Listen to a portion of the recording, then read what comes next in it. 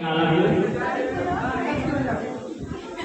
हमारा देश 77वां स्वतंत्रता दिवस मना रहा है और आप लोगों के बीच हमें आने का मौका मिला हमारे नीरज सर की वजह से, ठीक है ना।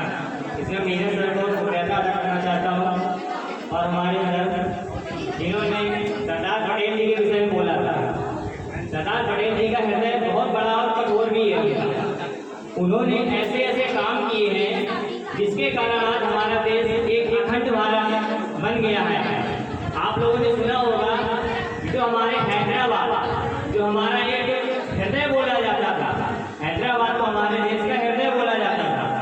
वहाँ का शासक कौन था? निजाम।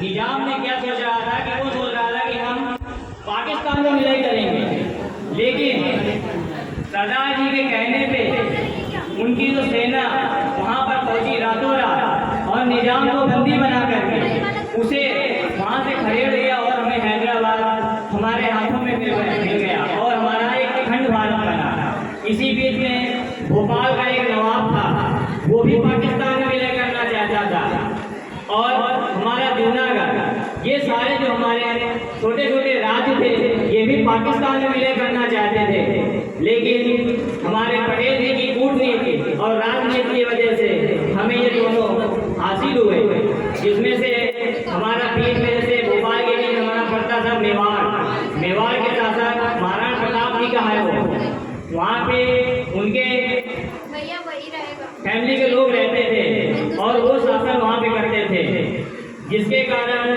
हमारा जो भोपाल का शासक था वो पाकिस्तान में विलय नहीं कर पाया। इसीलिए उसको भी इसी हिसाब से भगा करके और हमें भोपाल भी हासिल हुआ।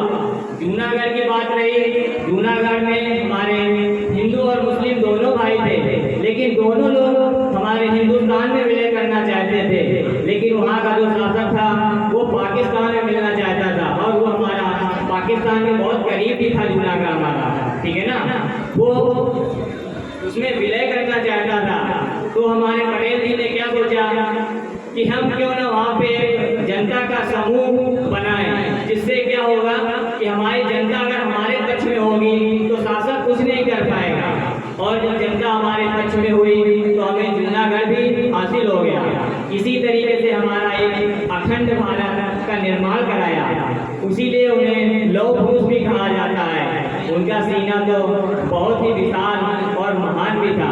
इसी के साथ हम बात को समाप्त करते हैं और आगे जो भी परफॉर्मेंस हो वो आगे चालू हो। धन्यवाद।